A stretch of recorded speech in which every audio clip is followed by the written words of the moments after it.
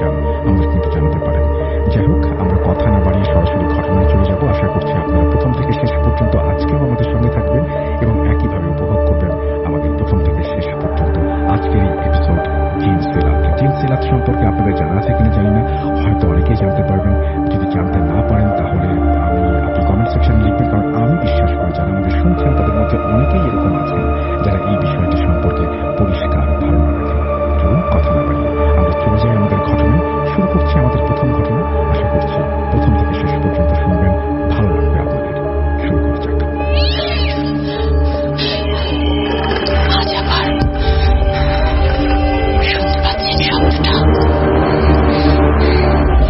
ভয়ের আরেক নাম ভূত.com with Russell.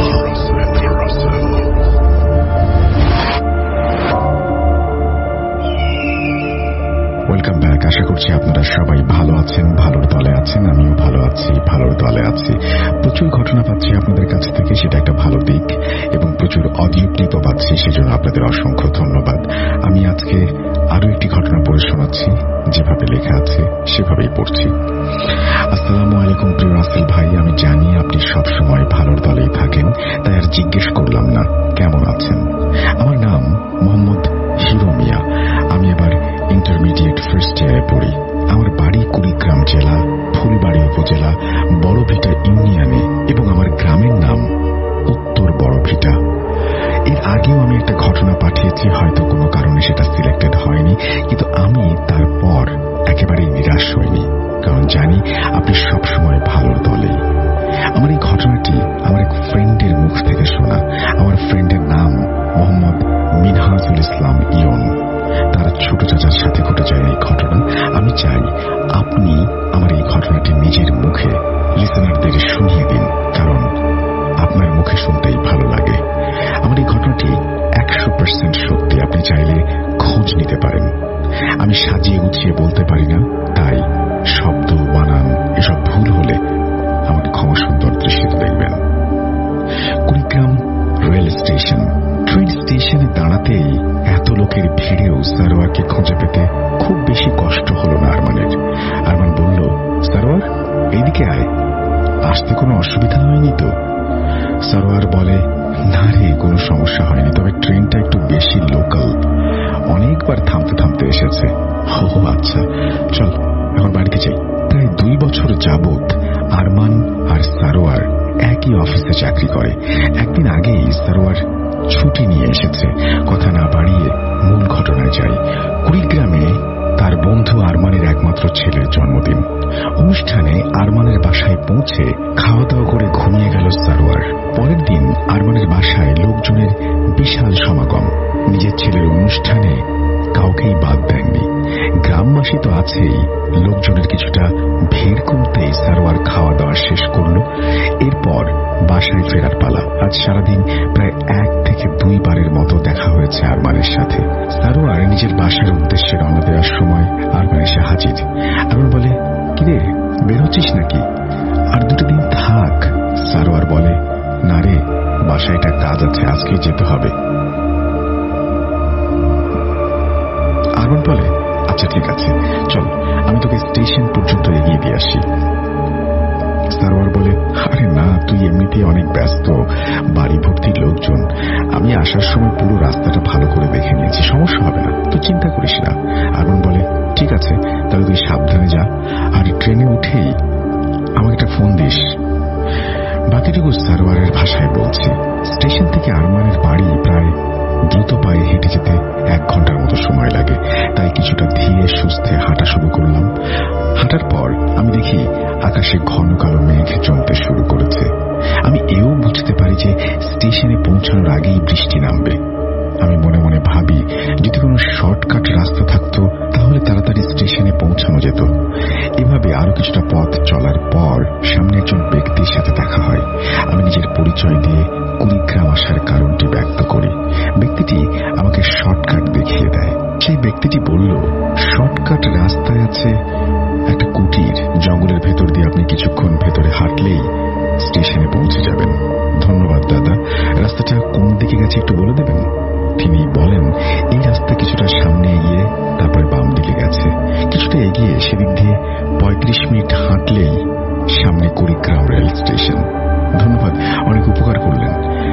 এখানে নতুন ভাই, ওই রাস্তা দিয়ে হয়তো যেতে চাচ্ছেন। এখানকার মানুষরা তারা এই রাস্তা দিয়ে কিন্তু কখনো যাওয়ার সাহস করে না। কেন, কি আছে ওই রাস্তায় জিজ্ঞেস করলাম আমি।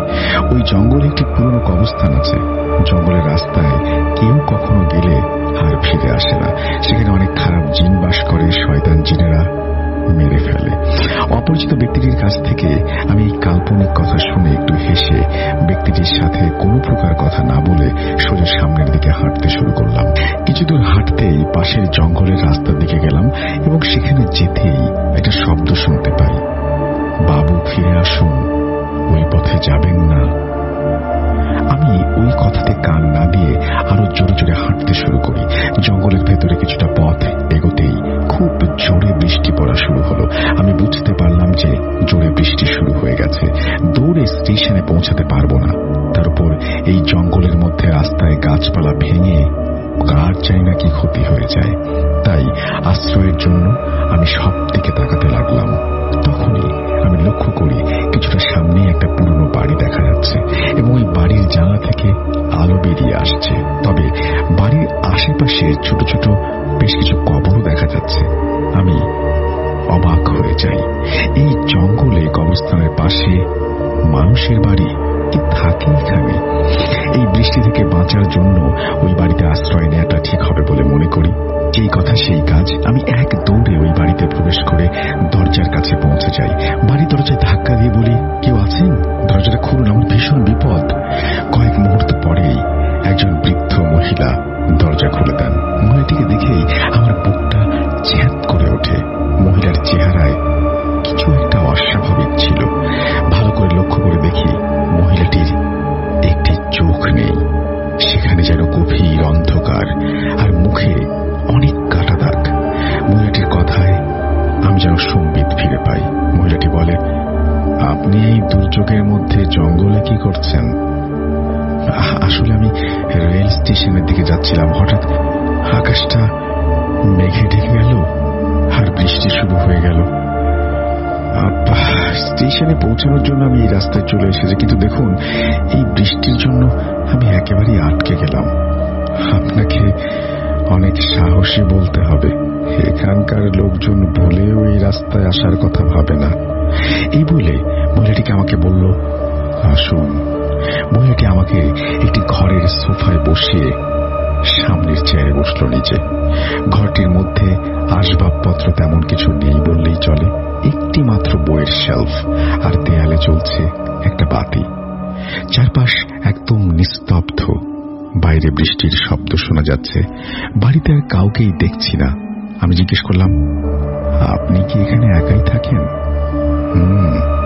তবে মাঝে মধ্যে আমার হাজবেন্ড এখানে আসে। সে শহরে একটা চাকরি করে। আপনি এখানে জঙ্গলের মধ্যে একা একা থাকেন, আপনার ভয় করে না? এই কথা বলতেই রুমটি অন্ধকারে হারিয়ে গেল। বিদ্যুৎ চলে গেছে। আমি প্রচন্ড ভয় পাচ্ছি। তিনি বলেন, ভয় পাবেন না, গ্রামে একটু ঝড় বৃষ্টি হলে বিদ্যুৎ চলে যায়। আপনি বসুন, আমি মোমবাতি নিয়ে আসি। আমি অন্ধকারে কিছুই দেখতে পাচ্ছি না, কেবল অনুভব করছি আমার সামনে দিয়ে একটা কালো ছায়া যেন ঘর থেকে বেরিয়ে গেল। কিছু সময় পর আমি একটি বিড়ালের ডাক শুনতে পেলাম ঘরের এক কোণা থেকে। অন্ধকারের মধ্যে তার অদৃশ্য দেহটা আমি দেখতে পাচ্ছিলাম না, শুধু দুইটি চোখ জল জল করছিল। আমি প্রচন্ড পরিমাণের ভয় পাই এবং বেড়ালটিও ম্যাও ম্যাও শব্দ করে ঘর থেকে বেরিয়ে যায়। ঘর থেকে বেরোনোর সাথে সাথে পাশের রুম থেকে একটি ছুরি চালানোর মতো শব্দ শোনা যায়। সেই সাথে বেড়ালটিরও শব্দ সম্পূর্ণ হওয়ার আগেই শেষ হয়ে যায়। আমি এবার সোফা থেকে উঠে পড়লাম। সামনের দিকে যাব, ঠিক তখনই পেছন থেকে শুনতে পাই, কোথায় যাচ্ছেন এই অন্ধকারে?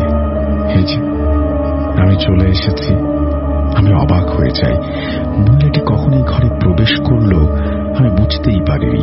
ঠিক সেই সময় দরজায় কেউ যেন কড়া নাড়ল। মহিলার হাতের মোমবাতিটি বইয়ের তাকের উপরে রেখে দিল এবং সে বলল, আপনি এখানেই থাকুন, আমি দেখে আসছি, এই বলে মহিলাটি ঘর থেকে বেরিয়ে গেল। আমি ভাবতে থাকি কি হচ্ছে আমার সাথে।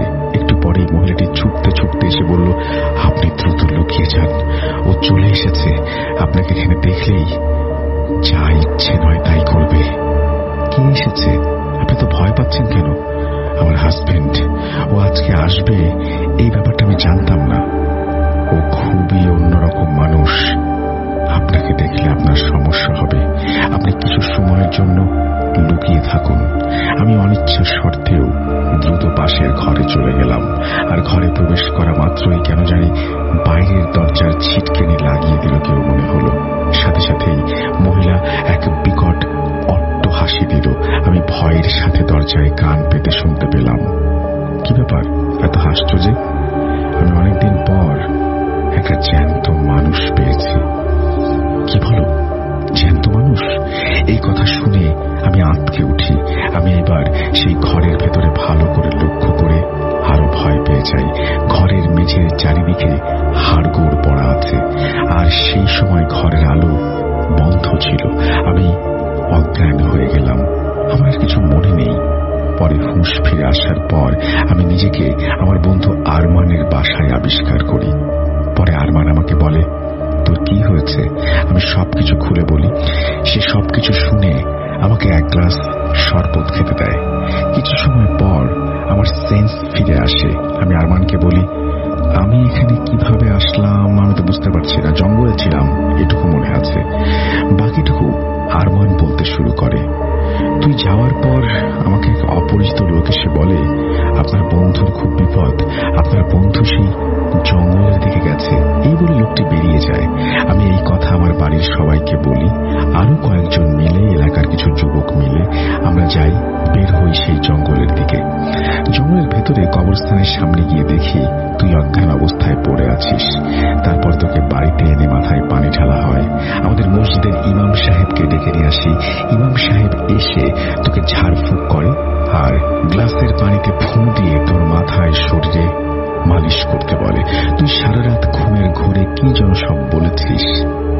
এই যে আজ সকালে তুই হুঁশ ফিরে পেলি। আমি বলি, ওইখানে একটা বিশাল বাড়ি আছে। আরমান কিছুটা অবাক হয়ে বলে, বাড়ি? জঙ্গলের ভিতরে তো কোনো বাড়ি নেই। এই কথা শুনে আমি আতঙ্কিত হয়ে যাই, আর কিছু বলি না। সেই রাতেই আরমান আমাকে রেল স্টেশনে রেখে আসে। আমি বাড়ি চলে যাই, কারোর সাথে এই সমস্ত ঘটনা শেয়ার করিনি। এইভাবেই 2 দিন পার হয়ে যায়। কি ভাবছেন ঘটনা এখানে শেষ? ঘটনা এখানে শেষ হলে ভালো হতো। তার পরের দিন রাতে আমি ঘুমে স্বপ্নের ভেতরে দেখতে পাই একজন মহিলা আর একজন পুরুষ আমাকে বলছে, বাঁচবি না, তুই মরবি। তারপর আমার ঘুম ভেঙে যায়। পরদিন থেকে আমার খুব জ্বর আসে। সেই কারণে আমি আমার অফিসের বড় স্যারকে বলে টানা 15 দিনের ছুটির ব্যবস্থা করি। আমি ছুটি দেন তিনি।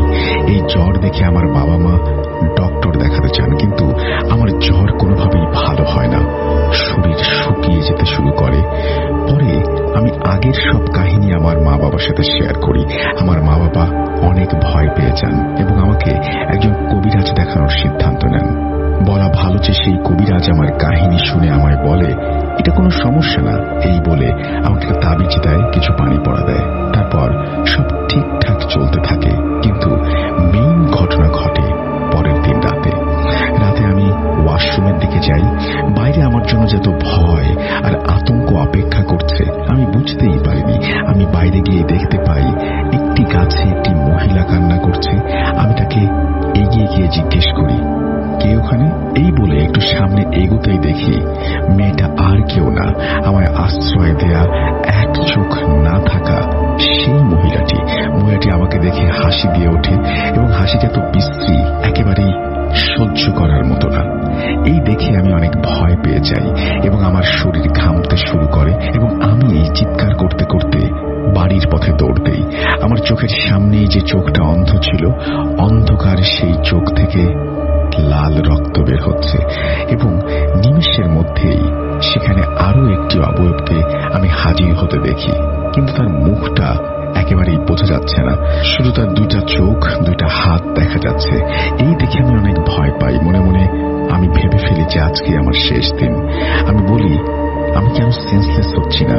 আমি ভয়ে ভয়ে আল্লাহর নাম নিয়ে একটা দৌড় দেব, তার আগেই মহিলাটি আমার টুটি ধরে একটা ঝাটকা মারে। আমি ছিটকে অনেক দূরে গিয়ে পড়ি। আরেকটি কালো অবয়ব এসে আমার হাতের পিঠের মধ্যে আঘাত করতে শুরু করে। আমি একটা পর্যায়ে জ্ঞান হারিয়ে ফেলি। আমাকে বাড়িতে আনার পর এক বড় মাপের আলেমকে দেখানো হয়। সেই আলেম আমাকে কিছু আমল দিয়ে বলে, আমি 3 দিন সময় দিচ্ছি, কি হয়েছে জানতে হবে, এবং বাড়ি যেতে বলে আমাকে। আমার আচার আচরণটা কেমন যেন বদলে যায়। বাকিটুকু আমি আমার মায়ের ভাষায় বলছি। তুই খাওয়া দাওয়া সব ছেড়ে দিয়েছিলি, সারাদিন রুমে দরজা বন্ধ করে বসে থাকতিস, আর তোর রুম থেকে অনেক দুর্গন্ধ ভেসে আসতো। মাঝে মাঝে হাসতিস, মাঝে মাঝে কান্না করতিস, একা একাই কি সব যেন বিড়বিড় করতিস। এই দেখে আমরা আলেমকে কল করি। তিনি বলেন, আমি কাল আসবো আপনাদের বাসায়। তারপর তিনি কল কেটে দেন। তার পরের দিন তিনি চলে আসেন এবং তোকে দেখে বলেন যে তুই জিন দ্বারা আক্রান্ত হয়েছিস, রুকাইয়া করতে হবে। তোর বাবাকে কিছু জিনিস আনতে বলেন এবং সেই আলেমকে দেখে তুই খুবই বিশ্রী ভাষায় গালাগালি করতে থাকিস। একসময় আলেমের উপরে আক্রমণ করে বসিস। আলেমের সাথে 2 জন মাদ্রাসার ছাত্র এসেছিল। তারা তোকে ধরে বেঁধে ফেলে, তোর উপরে রুকাইয়া চালু করা হয়। কিন্তু আলেম প্রথমবার সফল হন না। তাই আলেম সিদ্ধান্ত নেন আজ রাতটা তিনি এখানেই কাটাবেন। একটা রুম দেখিয়ে দেই, সেই রুমে আলেম সহ তার স্টুডেন্টরা থাকে। সেই রাতেই তুই একটা জীবন্ত বেড়ালকে ধরে আঘাত করিস এবং খেতে চাস। আলেম এসে কি যেন পড়ে এবং তুই অজ্ঞান হয়ে যাস। পরদিন সকালে আবারও তোর উপরে রুকাইয়া চালু করা হয়। তোর শরীরে যে জিন, সে বলতে থাকে একে না নিয়ে তারা যাবে না। অনেক কথা কাটাকাটি হয়। পরে আলেমের পালিত জিন দ্বারা অনেক কষ্টে সেই জিনকে তোর শরীর থেকে মুক্ত করে দেয়া হয়। আর তোকে আক্রমণ করে সিলাত নামের একটি জিন। পরে সেই জিনটিকে নাকি আলেম পালিত জিন দ্বারা বোতলে বন্দী করেছে। এই বলে আলেম কিছু আমল দেন এবং 5 ওয়াক্ত নামাজ পড়তে বলে হাদিয়া নিয়ে চলে যান। এই ছিল আমার সাথে ঘটে যাওয়া ঘটনা। আশা করছি আপনাদের ভালো লেগেছে। Thank you so much. তবে আমরা সবাইকে যেটা বলি, লেখার পরে নিজের একবার পড়া উচিত, তাতে অনেক কিছুই ধরা পড়ে। আপনারা সবাই ভালো থাকবেন। আমরা চলে যাব আমাদের পরবর্তী ঘটনায়।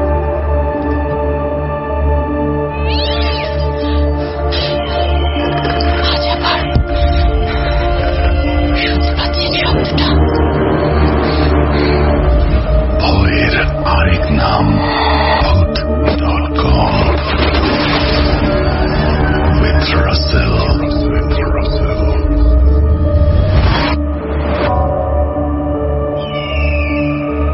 Welcome back. ফিরে এলাম আবার আমি রাসেল। আশা করছি আপনারা সবাই ভালো আছেন, ভালোর দলে আছেন। শুনছেন ভূত.com। যারা শুনছেন তাদের কাছে অনুরোধ, আমাদের অনেক অনেক ফেক চ্যানেল আছে যারা আমাদের কন্টেন্টগুলো তাদের চ্যানেলে আপলোড করে আপনাদের শোনায়। আপনারা অনুগ্রহ করে সেই চ্যানেলগুলো শুনবেন না এবং আমাদের সাথেই থাকবেন, সেই আশা করব। যেভাবে লেখা আছে সেভাবেই পড়ে শোনাচ্ছি। আসসালামু আলাইকুম রাসেল ভাই, কেমন আছেন? আমার নাম বিজয়, ছদ্মনাম। আমার দেশের বাড়ি নোয়াখালী, কিন্তু বর্তমানে আমি সৌদি আরবে ম্যাকডোনাল্ড নামে একটা কোম্পানিতে কাজ করছি। ঘটনাটি ঘটে 2016 সালে, যখন আমি পড়াশোনার জন্য টঙ্গীতে একটি বিখ্যাত আলিয়া মাদ্রাসায় ভর্তি হই। ভর্তি হয়ে সেই মাদ্রাসায় কর্মরত একজন শিক্ষকের হোস্টেলে আমি উঠি। প্রথমেই আমি হোস্টেলের বর্ণনা দেই। হোস্টেলটি ছিল 4 তলা বিশিষ্ট। তার মাঝে নিচতলা এবং 2য় তলা ছিল একজন শিক্ষকের, 3য় ও 4র্থ তলা ছিল অন্য শিক্ষকের। আসলে এই ভবনটি মূলত ফ্যামিলির জন্য বানানো, কিন্তু ছাত্রাবাসের প্রচন্ড চাহিদা থাকার কারণে সেটা হোস্টেলের জন্য ভাড়া দেয়া হয়। আমার ইউনিটে ছিল মোট 3টি রুম, যার মাঝে 2টি রুম ফাঁকা। আর আমি যে রুমে উঠি সেই রুমের সামনে ছিল ওয়াশরুম এবং পাশেই পড়ার জন্য অনেকগুলো বেঞ্চ রাখা। আমার রুমে আমি সহ 3 জন ছিলাম। রুমে উঠে আমি সব গুছিয়ে নিতে নিতে রাত হয়ে যায়। আমার রুমে রুমের পাশেই একটা ইউনিট, সেই ইউনিটে স্যার যিনি হোস্টেলটি পরিচালনা করেন তিনি তার পরিবার নিয়ে থাকতেন। রাতে স্যার আমার রুমে এসে আমাকে বাইরে ডেকে অফিসে নিয়ে যান। তারপরে উনি আমাকে কেমন আছি, কেমন লাগছে এই সমস্ত জিজ্ঞাসা করেন এবং এক পর্যায়ে হোস্টেলের নিয়ম কানুন বুঝিয়ে দেন। শেষে স্যার আমাকে বলেন, বৃহস্পতিবার তোমার রুমের অন্যরা বাসায় চলে যাবে, তুমি রাতে একা না থেকে অন্য রুমে গিয়ে থেকো। এই কথাটা কেন বলল আমি আসলে বুঝতে পারিনি। আমি ভেবেছিলাম হয়তো নতুন এসেছি, একা একা থাকতে ভয় করবে, তাই হয়তো বলছে। সেজন্য আমি স্যারের এই কথাটায় ততটা গুরুত্ব দেইনি। পরে স্যারের কাছ থেকে বিদায় নিয়ে আমি রুমে চলে আসি। রুমের দুজন একটা বাটন ফোনে হেডফোন লাগিয়ে কিছু একটা শুনছিল মনোযোগ দিয়ে। আমি নতুন এসেছি তাই তাদেরকে জিজ্ঞাসা করতে পারিনি, কিন্তু কৌতূহল নিয়ে তাদের দিকে তাকিয়েছিলাম। হয়তো তারা বুঝেছিল আমার চেহারা দেখে, তাই তারা হেডফোন খুলে দেয়। তখন আমি শুনি তারা ভৌতিক ঘটনা শুনছে। কিছুক্ষণ শুনে আমার খুব ভালো লেগে যায়। এবার আর চুপ থাকতে পারিনি, জিজ্ঞাসা করি, এটা কি আমিও ফোনে শুনতে পারবো? বাড়িতে যোগাযোগের জন্য বড় ভাই একটা বাটন ফোন কিনে দিয়েছিলেন আমাকে। যেই ফোনটি তাদের দিয়ে বললাম আমাকে এনে দাও, তখন তারা বলে আমরা এটা রেকর্ড করে শুনছি, এটা মূলত রেডিও ফুর্তির ভূত এফএম। তাদের কথা শুনে আমি অবাক হই, কারণ আমি তখন জানতাম না ফোনে কিভাবে রেডিও শুনে, আর নোয়াখালীতে রেডিওর সিগন্যাল আসতো না। সেই কারণেই রেডিওর ব্যাপারে আমার কোনো কিছুই জানা ছিল না। আর ভূতের ঘটনা নিয়েও কোনো অনুষ্ঠান হতে পারে এই বিষয়টি তখন আমার ভাবনার বাইরে। যাই হোক, আমি তাদের বলি কিভাবে শুনবো দেখিয়ে দাও। তারা বলে প্রতি শুক্রবার রাত 12টায় এই অনুষ্ঠানটি হয়। কিভাবে দেখিয়ে দেয় ওরা। এদিকে শুক্রবার আসতে আসতে আমি তাদের সাথেই সেই রেকর্ড করা ভৌতিক কাহিনীগুলো শুনতে থাকি। এবার ঘটনায় ফিরি। প্রতিদিন ক্লাস করে রুমে আসলে আমি একটা বিষয় খেয়াল করতাম, তা হলো আমরা তিনজন যাওয়ার সময় রুম গুছিয়ে যেতাম, কিন্তু তিনজন এসে দেখতাম রুমের অবস্থা একেবারে অগোছালো। মনে হতো যেন কিছু বাচ্চা মিলে খেলা করে সব এদিক ওদিক করে রেখেছে। আমি এর কোনো মানে বুঝতাম না। ট্রাঙ্কের ভেতরে রাখা খাবার রাত খাওয়া পড়ে থাকতো, হরলিক্সের বয়ামের উপরে হরলিক্স লেগে থাকতো। মনে হতো কেউ যেন মাত্র মুখ লাগিয়ে হরলিক্স ঢেলে খেয়েছে। প্রতিদিন এসব হতো। আমি আমার রুমের বাকি দুজনকে জিজ্ঞাসা করলেই তারা বলল, কিছু না, তুমি হয়তো খেয়েছো, ভুলে গেছো। আর এমন তো হতে পারে যে রুমে বিড়াল ঢুকেছিল। তাদের কথা শুনে মনে হতো তারা আমার থেকে কিছু একটা লুকাচ্ছে। প্রায় রাতে বাচ্চার কান্নার আওয়াজ শুনতাম। ভাবতাম পাশের ইউনিটে স্যারের বাচ্চা কান্না করছে বোধহয়। দেখতে দেখতে বৃহস্পতিবার এসে যায়। রুমের বাকি দুজন ক্লাস করে এসেই বাসায় যাওয়ার জন্য প্রস্তুত হয়। আর যাওয়ার আগে তারা বলে, তুমি আজকে রাতে অন্য রুমে ঘুমিও। কেন বলে সেটা জানি না। যাই হোক, এদিকে মনে মনে আমি একটা বিষয় নিয়ে খুব খুশি ছিলাম। সেটা হলো লাইফে প্রথম রেডিও শুনবো, তাও আবার ভূতের কাহিনী। রাত 12টা বাজার সাথে সাথে রেডিও অন করে ভূত এফএম শুনতে শুরু করি। প্রচন্ড ভয় লাগছিল, কিন্তু ভালোও লাগছিল বেশ। ভূত এফএম শেষ করে ওয়াশরুমে যাওয়ার জন্য যেই না দরজা খুলেছি, আমার চোখ যায় রুমের বাইরে রাখা বেঞ্চগুলির শেষ প্রান্তে, অর্থাৎ ফাঁকা রুম দুটির এক পাশে। লাইট অফ ছিল, কিন্তু ওয়াশরুমের লাইটের হালকা আলোয় দেখা যাচ্ছিল। আমি দেখলাম অন্ধকারে কে যেন সেখানে বসে আছে। প্রথমে ভাবলাম হোস্টেলের কেউ হবে, পরে আবার ভাবলাম হোস্টেলের কেউ তো এত রাতে আমাদের এই ইউনিটে আসবে না, আর এই ইউনিটে তো অন্য কেউ নেই। এসব ভাবতে ভাবতে আমি জিজ্ঞাসা করলাম, কে কে ওখানে? স্যার, আপনি? কোনো সারা শব্দ নেই। মনের মাঝে ভৌতিক বিষয়গুলো ঘুরপাক খাচ্ছিল। একবার ভাবলাম মাত্র ভূতের কাহিনী শুনেছি, তাই হয়তো এমন হচ্ছে। তখন আবার ডাকলাম, কাউকে দেখতে পাচ্ছি। এবার 7-5 না ভেবে আমি 2 পায়ে গিয়ে সামনে গিয়ে আবার ডাক দিলাম, কে? এবার আমি যা দেখলাম আমি সেটা কল্পনাতেও ভাবতে পারি না। আমি সামনে গিয়ে ডাক দিতেই দেখলাম সেই মানুষটি নিচু করে রাখা মাথা ধীরে ধীরে উপরে তুলছে। পরনে সাদা রঙের শাড়ি, লম্বা চুল, মুখের সামনে এসে পড়েছে। মাথা তুলে আমার দিকে তাকাতেই আমি দেখলাম তার চোখে যেন আগুন জ্বলছে। এরপরে আমি আর নিজেকে ধরে রাখতে পারিনি, সাথে সাথে সেন্সলেস হয়ে যাই। জ্ঞান ফেরার পরে আমি দেখি আমি অন্য একটা রুমে, স্যার এবং ওনার ওয়াইফ আমার পাশে বসা। তখন স্যার আমাকে বলেন, তোমাকে আমি বলেছিলাম বৃহস্পতিবার অন্য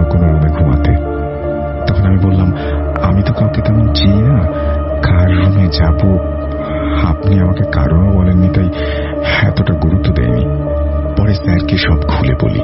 এরপর স্যারকে জিজ্ঞাসা করি কেন সব হলো, ওটা কি ছিল, কেন আমাদের রুমে সব হয়, কেন বাকি রুম দুটোতে কেউ উঠছে না, সবসময় ফাঁকা থাকে। তখন স্যার বলেন এই বিল্ডিংটা একটা কবরস্থানের জায়গায় বানানো। প্রথমে একটা ফ্যামিলি ভাড়া থাকতো, কিন্তু তাদের সাথে প্রতিদিন নানান ধরনের ভৌতিক ঘটনা ঘটতে থাকে। তাই পরে একে একে সবাই এই বিল্ডিং ছেড়ে চলে যায়। তার কিছুদিন পরে আমি এবং অন্য একজন শিক্ষক মিলে কম টাকাতে এই বিল্ডিংটা ভাড়া নেই। কিন্তু আমার অংশের দ্বিতীয় তলায় তোমাদের ইউনিটে ফাঁকা দুটি রুমে কেউ উঠলে বেশিদিন থাকতে পারত না। নানান ধরনের ভৌতিক কর্মকাণ্ড ঘটত সেখানে। একজন মহিলার মতো কেউ দেখতে তাদের ভয় দেখাত, কিন্তু কারোরই তেমন ক্ষতি করত না। কিন্তু তারা সব সময় বাইরে থেকে এসে দেখত তাদের রুম অগোছালো হয়ে আছে। এরকম নানাবিধ সমস্যার কারণে এই রুমে কেউ টিকত না।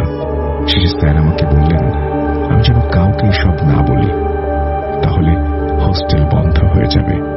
তো এই ছিল ঘটনা। আশা করছি আপনাদের ভালো লেগেছে। এবং তারপরে তিনি তার আসল নামটি লিখেছেন, সেই সাথে ফোন নাম্বার, যা তিনি প্রকাশ না করার জন্য অনুরোধ জানিয়েছেন। অনেক ধন্যবাদ আপনাকে। আশা করছি এই ঘটনাটি যারা শুনলেন তাদেরও ভালো লেগেছে। যদি এতটুকু ভালো লাগে তাহলে শেয়ার করবেন নিশ্চয়ই আপনার বন্ধুদের সাথে, প্রিয় মানুষগুলোর সাথে। আমরা চলে যাব আমাদের পরবর্তী ঘটনায়।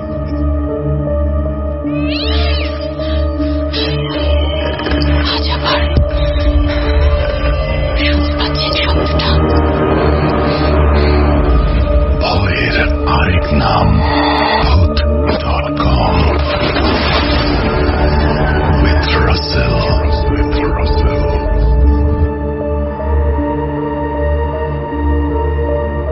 Welcome back. আপনাদের সবাইকে স্বাগত জানাচ্ছি আমি রাসেল। আশা করছি আপনারা সবাই ভালো আছেন, ভালো দলে আছেন। আমিও ভালো আছি আর ভালো দলে আছি।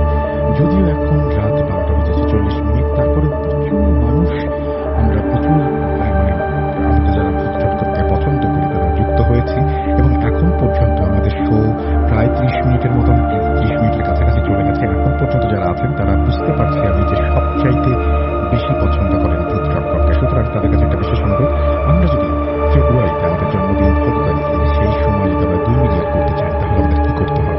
গতবার আমরা ঠিক এইরকম একটা টার্গেট নিয়ে, 1 মিলিয়নের টার্গেট নিয়ে আমরা এগিয়েছিলাম এবং আমরা কিন্তু 1 মিলিয়ন করে ফেলেছিলাম।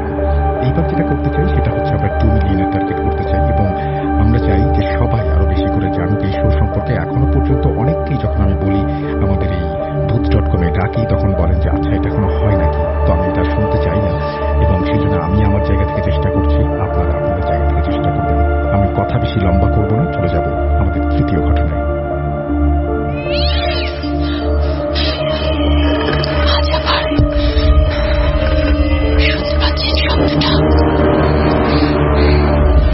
ভয়ের আরেক নাম ভূত.com with Russell.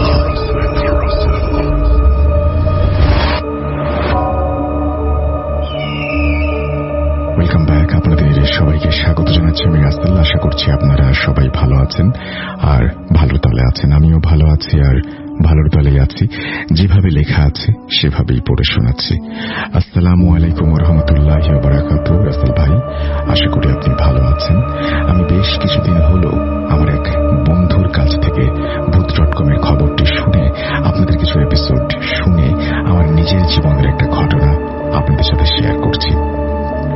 এইখানে একটু বলে রাখি, দেখেন এতদিন ধরে আমরা ভূত.com শুনছি, কিন্তু উনি মাত্র আমাদের কথা শুনেছেন তার বন্ধুর কাছ থেকে এবং শুনতে শুরু করেছেন আমাদের। সুতরাং যারা শুনছেন তাদেরকে বিশেষভাবে অনুরোধ করব আমাদের চ্যানেলটি সাবস্ক্রাইব করতে এবং শেয়ার করতে প্রিয়জন, আপনজন আর বন্ধুদের সাথে। আমি চলে যাব ঘটনায়। আবারও যেভাবে লেখা আছে সেভাবেই পড়ছি। আমার নাম সাগর খান, ছদ্মনাম। আমি ঢাকায় থাকি। বাবার চাকরির সুবাদে আমরা দীর্ঘদিন তেজগাঁও ফায়ার সার্ভিস স্টাফ কোয়ার্টারে ছিলাম। ঘটনাটা ওই স্টাফ কোয়ার্টারে। মূলত ঘটনা বলার আগে আমি ওইখানকার একটা বিবরণ দিয়ে নিই।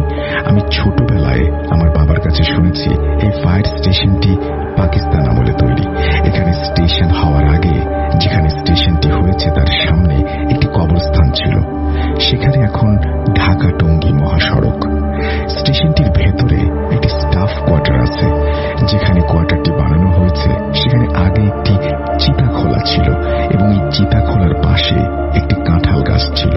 চিতাখোলার জায়গায় কোয়ার্টার বানানো হলেও সেই কাঁঠাল গাছটি কাটা পড়েনি। গাছে একটা টিয়া পাখি, একটা গুইসাপ ও একটা দাঁড় কাক একটা কোটরে একসাথে বসবাস করত। গাছে একবার কাঁঠাল ধরলে পরের বছর কাঁঠাল না ধরা পর্যন্ত গাছেই থাকত। পরের বছর নতুন কাঁঠাল আসলে পুরনো কাঁঠালগুলি পেকে আস্তে আস্তে নিচে পড়ে যেত। গাছটি অনেক মোটা তাজা ছিল। তিনজন বড় মানুষ হাতে হাত ধরে টান টান করে একসাথে দাঁড়ালে যেমন মোটা হয়, অনেকটা সেরকম দানবীয় মোটা। স্টেশনটির ভেতরে একটি টাওয়ার ছিল। সেই টাওয়ারটির পাশে একটি ঘর আছে। এই ঘরটিকে পাক বাহিনীরা টর্চার সেল হিসেবে ব্যবহার করত। টাওয়ারটিতে একটি লেজ কাটা কালো বেড়াল থাকত। আর টাওয়ারটি হল 5 তলা সমান উঁচু। 88 সালের কথা। আমার বয়স তখন 9 বছর। একদিন বাবা সকালে মাংস কিনে দিয়ে অফিসে চলে যান। আমার মা কাঁচা কাঁঠাল দিয়ে মাংস রান্না করতে চাইলেন। যেহেতু কাঁঠাল গাছটি আমাদের বাসার পাশেই ছিল, তাই মা আমাকে গাছ থেকে একটা কাঁঠাল পেড়ে আনতে বললেন। আমি বটি নিয়ে কাঁঠাল পাড়তে গেলে কয়েকজন আমাকে ওই গাছ থেকে কাঁঠাল পাড়তে নিষেধ করে। তারপরও আমি ওই গাছ থেকে একটি কাঁঠাল পেড়ে আনি। যাই হোক, ওই দিন সন্ধ্যায় মা রাতের খাবারের জন্য চুলায় ভাত বসিয়ে কেন জানি না আমাকে ঘুম পাড়িয়ে তিনিও ঘুমিয়ে পড়েন। তখনও বাসার প্রতিটি রুমে লাইট জ্বলছিল। এদিকে ভাত সেদ্ধ হয়ে পানি শুকিয়ে ভাত পুড়তে শুরু করে এবং ধোঁয়া বেরোতে শুরু করে।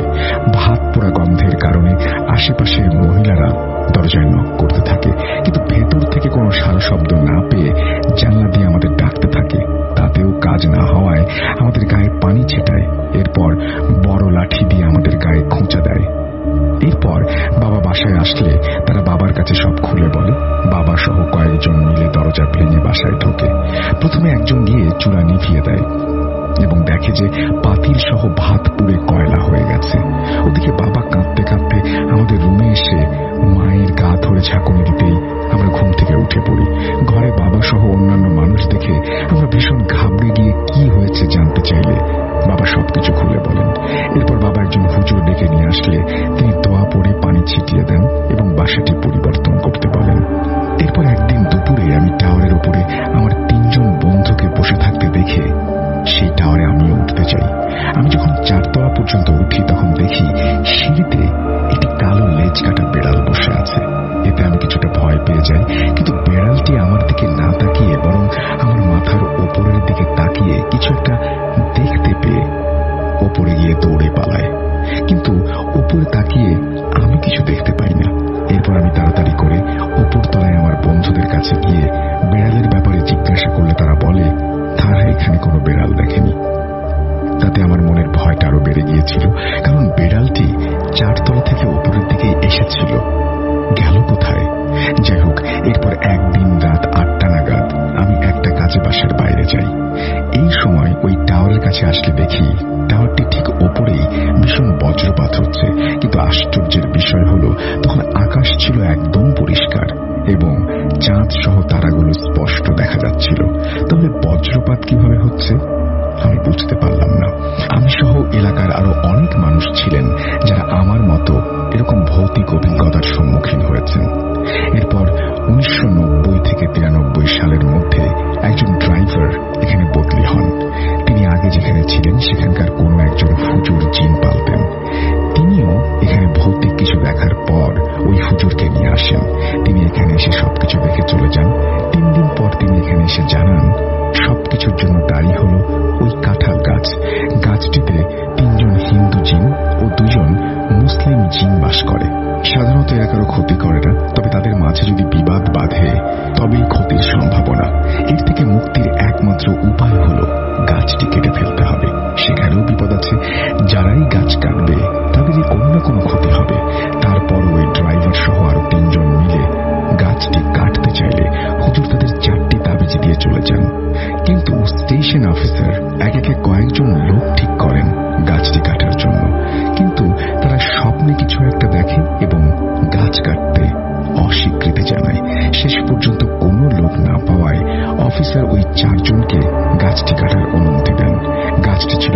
শক্ত, তারপরও গাছটি করাত দিয়ে কাটার চেষ্টা করা হলেও কোনো কাজ হয় না।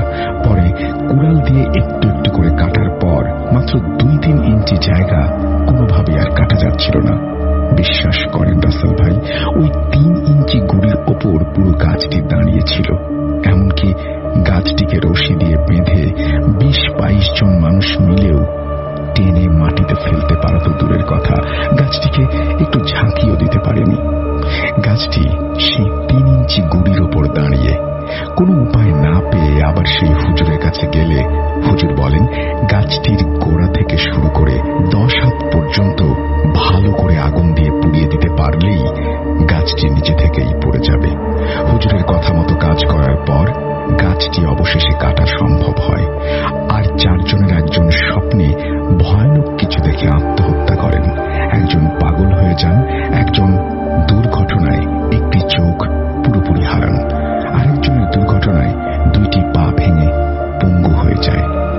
তবে তাদের ত্যাগের বিনিময়ে তেজগাঁও ফায়ার সার্ভিসের মানুষেরা চিরদিনের জন্য মুক্তি পেয়ে যায়। বর্তমানে যারা ওখানে আছেন তারা কোনোদিন জানতেই পারবেন না যে ওই সময়ের মানুষেরা কতটা ভয়ে তাদের দিনগুলি পার করছিল। তারা কখনোই জানবেন না যে কাদের ত্যাগের বিনিময়ে আজ তারা সেখানে শান্তিতে বসবাস করছেন, কোন রকম ভয় ছাড়া। তো রাসেল ভাই, এই ছিল আমার ঘটনা। ভালো লাগলে পড়ে শোনাবেন। পরিশেষে ভালো থাকবেন, সুস্থ থাকবেন। আসসালামু আলাইকুম। এই বলেই তিনি তার ঘটনা শেষ করেছেন। আশা করছি এই ঘটনাটি আপনাদের ভালো লেগেছে। ভালো লাগলে অবশ্যই আমাদের জানাবেন। আমরা চলে যাব আমাদের পরবর্তী ঘটনায়।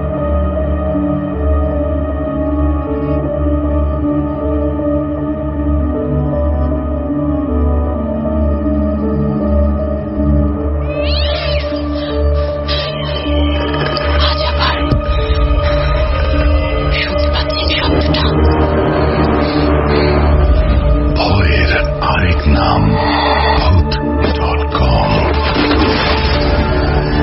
with Russell.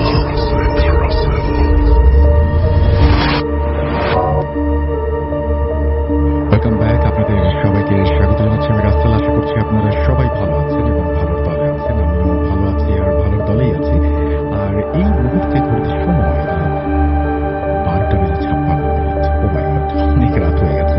তারপরে আমি আরেকটা ঘটনা শোনাবো। আসলে এই ঘটনার শুরুতে আরেকবার বলে দিই যে সেটা হচ্ছে যে আমরা আসলে দেখেছিলাম যে আপনারা 2024 সালে যখন আমরা আসলে 1 মিলিয়ন টার্গেট করে এগোচ্ছিলাম, তখন আপনারা সবাই মিলে আমাদের পাশে দাঁড়িয়েছিলেন, সবাই শেয়ার করেছিলেন আমাদের পেজটা, সবাই বন্ধুদেরকে জানিয়েছিলেন আমাদের পেজ সম্পর্কে, যার কারণে আমরা যেই সময় আসলে 1 মিলিয়ন হবে ভেবেছিলাম তার অনেক আগেই আমরা 1 মিলিয়ন করে ফেলতে পেরেছিলাম। এখন যেটা করতে চাই সেটা হচ্ছে সরাসরি আমরা আবারও আপনাদের ঘটনায় নিয়ে যেতে চাই। তবে এই ঘটনায় যাওয়ার আগে আমরা তার একটু কনসেপ্ট আপনাদের একটু বলি। সেটা হচ্ছে যে আমরা এই ঘটনাগুলো প্রচুর ঘটনা যেহেতু পাচ্ছি, ইমেইল অনেক বেশি পাই আমরা, তো সবসময় সমস্ত ইমেইলগুলো যখন দেখা যায় যে মানে আমি ছাড়াও আরো কেউ পড়লে আমার একটু সুবিধাই হয়, যার কারণে আমি যেটা চেষ্টা করছি সেটা হচ্ছে আপনাদের মাঝখানেও ইমেইলে করতে পারে বা ইমেইল পড়তে পারে এরকম মানুষদের আমি খুঁজে বের করার চেষ্টা করছি। সেই সাথে আমার মানে বেশ কিছু মানুষ আগ্রহী হয়েছেন ইমেইল পড়ার জন্য, তাদের মধ্যে একজনের কাছে আমরা যাব এবং আপনারা নিশ্চয়ই জানেন জুনায়েদ সম্পর্কে আপনারা সবাই শুনেছেন, আমরা তার কাছে যাব। জুনায়েদ তো এটা না, এটা আসলে আমাদেরকে শেয়ার করেছেন, আপনারা নামটা শুনেই ফেলতে পারবেন। আপনারা চলুন কথা না বাড়িয়ে আগে সরাসরি ঘটনায় চলে যাওয়া যাক। এবং আশা করছি সুমন হচ্ছে এই স্টোরিটা পড়ে শুনিয়েছেন, কিন্তু কে স্টোরি পাঠিয়েছেন সেটা আপনারা শুনতে পাবেন ঘটনা শুনলেই। চলুন আমরা সরাসরি ঘটনায় চলে যাই।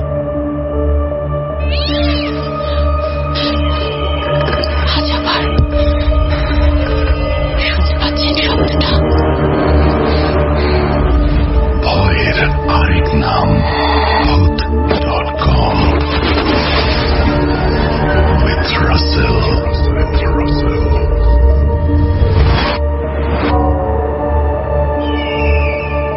আসসালামু আলাইকুম রাসেল ভাই, আশা করি আপনি ভালো আছেন, কারণ আপনি ভালোর দলে। আর দোয়া করি আপনি যেন ভালো থাকেন, যাতে আমরা আপনার থেকে আরো অনেক ভালো ভালো ঘটনা শুনতে পারি।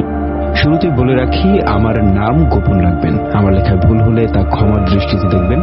এরপর তিনি তার নাম এবং ঠিকানা দিয়েছেন। আমি 2010 থেকে ভূত FM শুনি, কিন্তু 2019 থেকে শুনতে পারি নাই। এখন আবার আপনাকে ফিরে পেয়ে অনেক ভালো লাগলো। আমার ঘটনার ব্যাখ্যা আছে নাকি নাই তা আমার জানা নেই। যাই হোক, ঘটনায় আসি। রাসেল ভাই, আমি বর্তমানে ব্যবসা করি। ঘটনাটা আমাদের দুই বন্ধুকে নিয়ে, তবে আমরা 3 জন জড়িত। কেন তা ঘটনা শুনলেই বুঝতে পারবেন। আর বাকি 2 বন্ধুর নামই রুবেল, তাই সুবিধার জন্য আমি একজনকে বড় রুবেল আর ছোট রুবেল বলবো। ঘটনার আগে বলে নিই, আমার বাড়ির জায়গাগুলো ঠিক নদীর চরের মতো, তবে বালি না, মাটির চরই বলতে পারেন। মূল ঘটনা, রাসেল ভাই, আমার ঘটনাটি 2016 সালের। আমার বাড়ির উত্তর দিকে আরেকটা চরের পর একটা চর আছে, আর ওইখানে প্রতিদিন আমরা খেলাধুলা করতাম। প্রতিদিন আমরা খেলা শেষে ওই মাঠে বসেই আড্ডা দিতাম রাত 10টা পর্যন্ত। যদি কোনো কোনো সময় আমাদের সিনিয়র ভাইয়ারা থাকতো তাহলে কখনো রাত 12টাও বেজে যেত। একদিন এমনই এক খেলা শেষে আমরা আড্ডায় মেতে উঠেছি। বলে রাখা ভালো, ওই দিন কোনো একটা সমস্যার কারণে সন্ধ্যা থেকে বিদ্যুৎ ছিল না। রাতটাও যেন অমাবস্যা রাতের মতো। তখন আমাদের মধ্যে এক বন্ধু বলে উঠল, চলো একটু বাজারে যাই। আমার মোবাইলে টাকা নাই, তাই যেতে হবে। বলে রাখা ভালো, আমাদের বাড়ি থেকে 5 মিনিট হাঁটলেই একটা ছোট বাজার পড়ে। আর আমার বাড়ির পাশে একটা বড় পুকুর আছে। ওই পুকুর নিয়ে অনেক ঘটনা আছে। যাই হোক, পরে আমরা উঠে পড়লাম বাজারে যাওয়ার জন্য। আমরা 3 বন্ধু আড্ডা ছেড়ে বাজারের দিকে হাঁটা লাগলাম। কিন্তু এক বন্ধু বাড়ির সামনে আসার পর বলে উঠল, আজ আমি আর কোথাও যেতে পারবো না, কারণ আজকে আমি অনেক কাজ করে ক্লান্ত, তোরা যা। পরে অনেক জোরাজোরি করে তাকে আমাদের সাথে নিতে পারলাম না। পরে আমার বন্ধু বলল, মোবাইলটা দিয়ে যা, আমি একা একা নয়তো সময় পার করতে পারবো না। আমি ভাবলাম এত অন্ধকারে একা থাকতে পারবে না, তাই আমার মোবাইলটা দিয়ে দিলাম। যখন পুকুরের সামনে আসলাম তখন আমার সাথের বন্ধুর মোবাইলে চার্জ না থাকায় তার মোবাইলটাও বন্ধ হয়ে যায়। যেই না মোবাইলটা বন্ধ হলো, আমি খেয়াল করলাম পুকুরের এক কোণ থেকে এক দৌড়ে আমার ওই বসে থাকা বন্ধু চলে আসলো। কে জানতো এটা কি আমার বন্ধু নাকি অন্য কিছু? আমরা তো আমাদের বন্ধুকেই জানতাম। তখন আমি বলে উঠলাম, কিরে, তুই না আমাদের সাথে যাবি না বললি, তাহলে আবার এসে বললি কেন? ও বলে উঠলো, এত অন্ধকারে তুমি একা একা যদি যেতে না পারো তাই আমি আসলাম তোমাকে ভালোভাবে নিয়ে যেতে।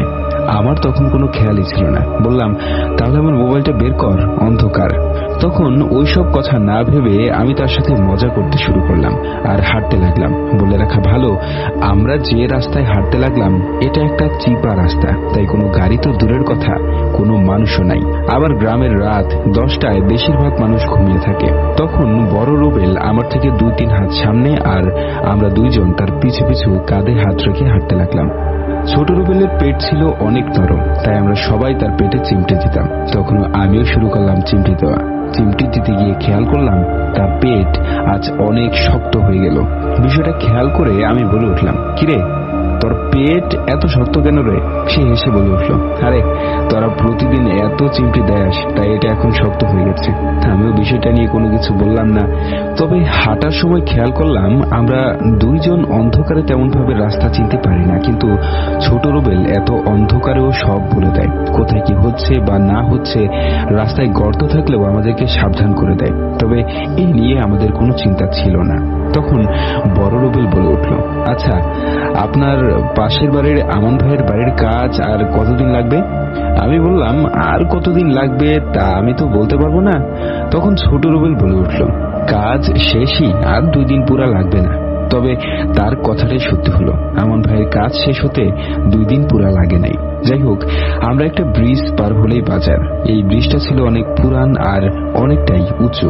কোনো মালের গাড়ি এই ব্রিজ পার হতে অনেক কষ্ট হয়। এই ব্রিজটা পুরনো হওয়ার কারণে সাইডে যে খুঁটি থাকে সেইগুলো নাই, সব ভেঙে গেছে।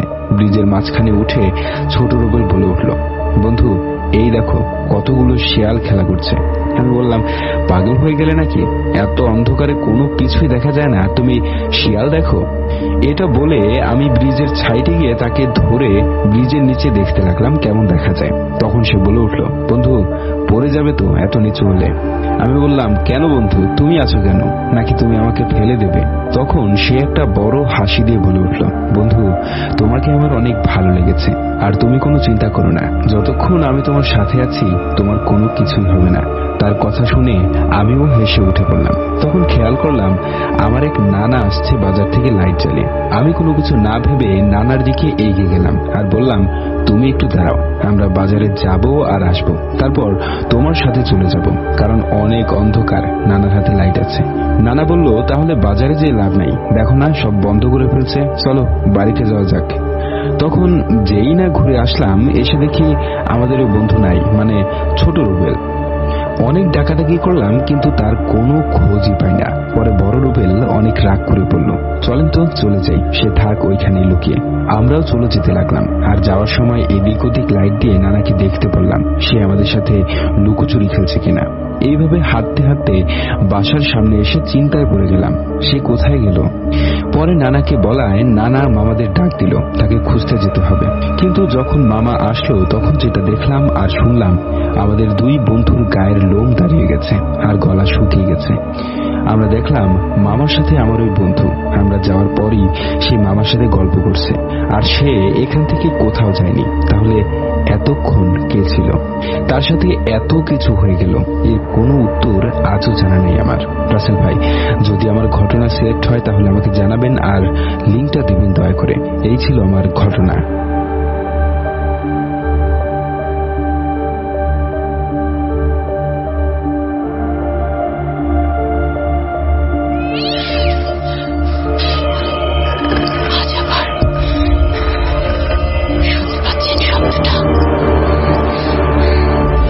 ভয়ের আরেক নাম ভূত.com with Russell.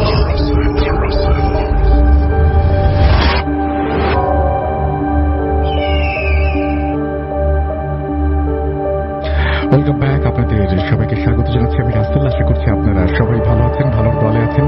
ভোলা থেকে কেউ আছেন কিনা জিজ্ঞেস করেছেন সিফাত, আমাদের সাথে আছেন ফারদিন এবং আমাদের সঙ্গে আছেন দেখতে পাচ্ছি এমডি সুমন, আমাদের সঙ্গে আছেন ফারহাদিবা, আমাদের সঙ্গে আছেন আবারও সুমন, এছাড়াও আছেন শশী, আমাদের সঙ্গে আছেন বিডি সিফাত, আমাদের সঙ্গে আছেন তামিম, আমাদের সাথে আছেন এছাড়াও দেখতে পাচ্ছি আরডিএক্স বাঁধন, আমাদের সঙ্গে আছেন এমডি ফয়সাল ইসলাম, আমাদের সঙ্গে আছেন এছাড়াও আসিফ আছেন, আমাদের সঙ্গে আছেন হচ্ছে এস এম আরমান, আমাদের সঙ্গে আছেন এমডি প্রিয়, আমাদের সঙ্গে আছেন দেখতে পাচ্ছি প্রান্ত কুমার, আমাদের সঙ্গে এছাড়াও মেহেদি সহ আরো অনেকেই দেখতে পাচ্ছি আছেন এবং বিভিন্ন মানুষজন আমাদের সাথে কমিউনিকেট করছেন আপনারা সবাই এবং আমাদের সাথে বিভিন্ন আপনাদের এক্সপিরিয়েন্স বা আপনাদের কথা বা আপনাদের ভালো লাগা মন্দ লাগা আপনাদের যে কোনো কিছু শেয়ার করছেন। থ্যাংক ইউ সো মাচ যারা এতক্ষণ পর্যন্ত প্রথম থেকে শেষ পর্যন্ত শুনলেন। এখন ঘড়িতে সময় রাতে 1:07 এখনো পর্যন্ত যারা আমাদের সঙ্গে আছেন তাদেরকে সেলুট জানাই, কারণ আপনারাই আসলে আমার সমস্ত প্রেরণা এবং সাহস। আপনাদের কারণেই প্রতি সপ্তাহে এখানে এসে কথা বলার যে হচ্ছে সাহস পেতাম, এখন সপ্তাহে 4 বার আসার সাহস পাই। এবং আপনারা যদি সঙ্গে থাকেন, যদি পেজটা শেয়ার করেন, আমাদের চ্যানেলটি যদি শেয়ার করেন আপনার বন্ধুদের সাথে এবং আরো মানুষ যদি এখানে আসতে থাকে, তাহলে আসলে সেই দিন আর খুব বেশি দূরে নয় যে আমরা আরো নতুন নতুন আরো অনেক কিছু আপনাদের সামনে নিয়ে এসে উপস্থাপন করবো। আমরা আজকের মতো বিদায় নিব, কথা হবে আবারও এই বৃহস্পতিবার এবং এই বৃহস্পতিবারে কিন্তু দারুণ একটা এপিসোড রয়েছে, আপনারা শুনবেন সেটা আশা করি। এবং যদি আপনাদের ভালো লাগে সেটা আমাদের অবশ্যই জানাবেন। আর আমি সবসময় আপনাদের জন্য কি বলবো যে একদমই আপনাদের মতামত শোনার জন্য আমরা সবসময় হচ্ছে ব্যস্ত থাকি, সুতরাং আপনারা মতামত কিন্তু অবশ্যই দিতে ভুলবেন না। এই সপ্তাহে আপনারা প্রেতের পুতুল শুনবেন কিন্তু, সুতরাং প্রেতের পুতুল মানে আপনারা বুঝতেই পারছেন যে এই নামটা যেরকম শুনতে লাগছে ঠিক একইভাবে শুক্রবারে আপনারা যেমন শুনবেন প্রেতের পুতুল, ঠিক একইভাবে বৃহস্পতিবারে আপনারা শুনবেন চৌধুরী বাড়ির পীর সাহেব। যাই হোক, চৌধুরী বাড়ির পীর সাহেব এবং শুক্রবারের প্রেতের পুতুলের জন্য যদি নোটিফিকেশন পেতে চান সাবস্ক্রাইব করুন এবং বেল আইকনটি ক্লিক করে দিন। আমরা আজকের মতো বিদায় নিচ্ছি, কথা হবে আবারও। সেই পর্যন্ত সবাই ভালো থাকুন, সুস্থ থাকুন, মোস্ট ইম্পর্টেন্টলি ভূত.com এর সাথে থাকুন। আল্লাহ হাফিজ। আপনাদের সবার জন্য অনেক অনেক শুভকামনা।